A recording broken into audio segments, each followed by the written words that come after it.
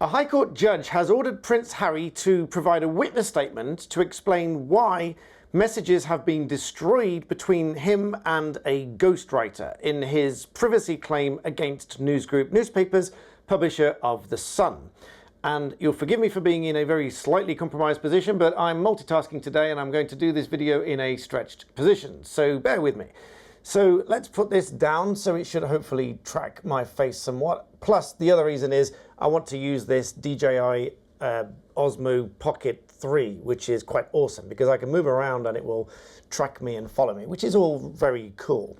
So let's look at what's going on in this case. Now, the judge has said, and I quote, that he's seen troubling evidence that is potentially relevant documents, and Harry's messages with the ghostwriter of Spare have been wiped well after his claim against the news company was underway. Mr. Justice Fancourt of the High Court said that he's seen troubling evidence that a large number of potentially relevant documents and confidential messages between the Duke and the ghostwriter of Spare were destroyed sometime between 2021 and 2023.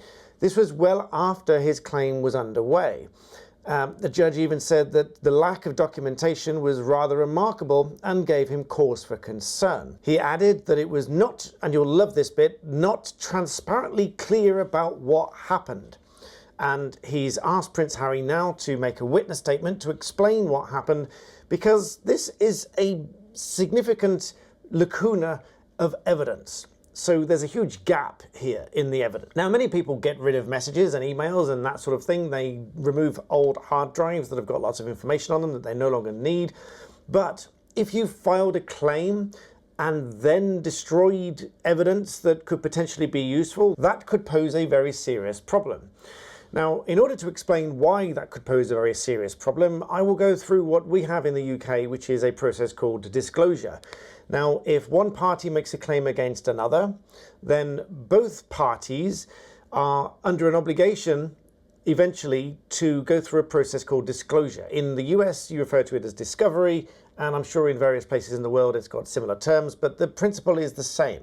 And that is that the party making a claim will warn the other side that under the civil procedure rules, which is our rules governing how these claims work, we make a warning that those rules provide that you should take reasonable steps not to destroy any material that might become relevant in your case. And that is not just limited to the evidence that you might use against the other side, but it is also stuff that might hinder your case or assist the other side. Because ultimately, and the reason for that is, I mean, many of you might think, why would I retain something or produce something, disclose something, tell them about something that might hurt my case or help theirs? Well, that is because the court wants the truth. The court doesn't just care about what one party or the other wants, the court cares about the truth. So the court needs to have all of the information, all of the evidence before it in order to be able to resolve these issues. An issue, in the technical term, is a point of fact or a question of fact that parties disagree upon. So if one party said this happened, the other side says no it didn't, that is an issue. If one party said, this was the reason or the motivation behind a certain thing, the other side says no it isn't, then that's an issue. If there's been a court order and one side says it's been breached by the other party says no it hasn't been breached, that's an issue. So these are things that the parties don't agree on and the court is then required to address and adjudicate upon. Now, in civil courts, it is the judge that is the finder of fact. In criminal courts, at least in the Crown Court, it will be the jury that is the finder of fact as to what actually happened. But in order to do that, the court, and that includes the jury where necessary, needs to have before it all of the relevant evidence which may support or hinder one party or the other.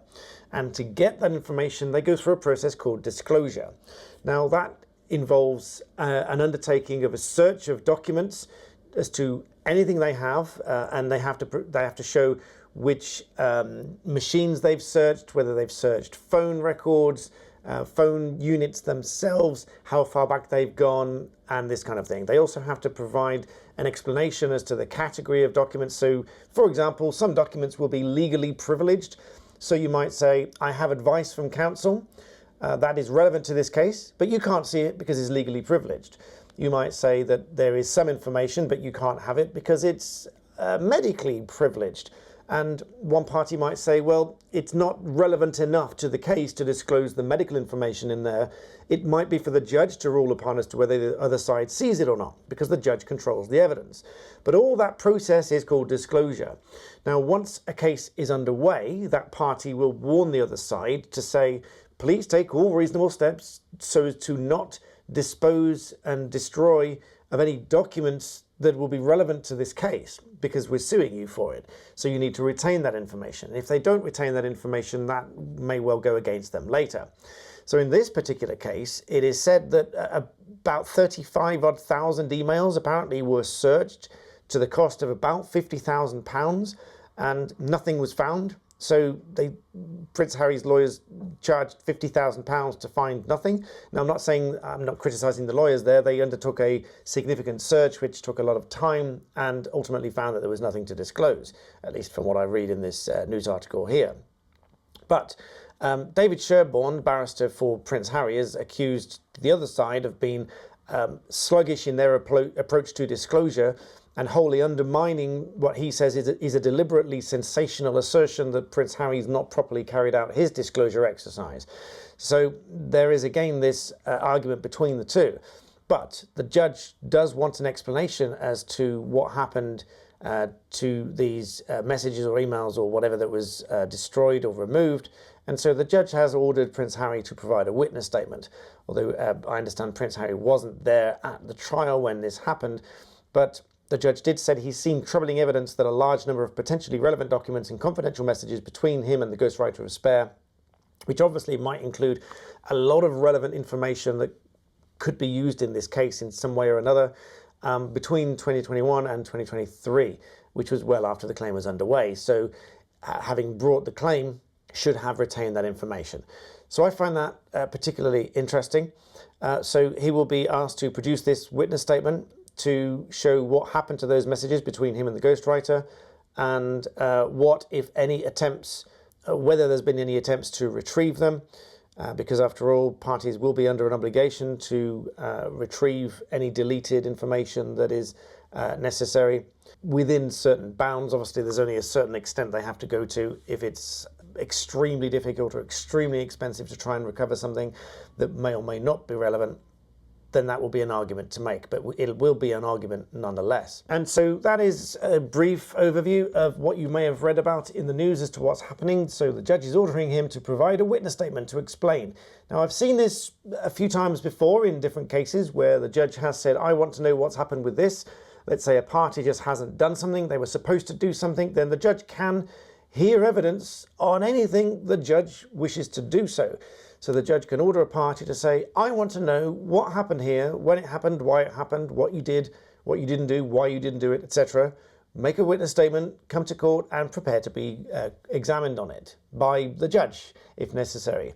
So that is a very interesting scenario. It will probably follow that there'll be some sort of a hearing where the judge has got this statement in front of him and will probably ask Prince Harry directly about the contents of that statement.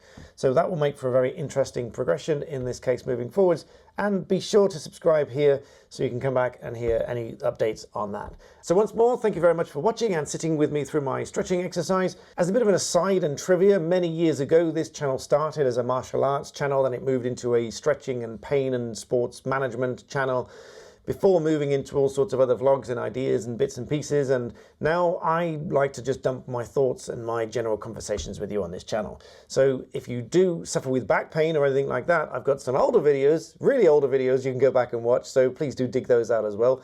But of course, you might just be here for this update and gossip and chat, for which I'm truly grateful. So thank you for joining me, and I'll see you very soon.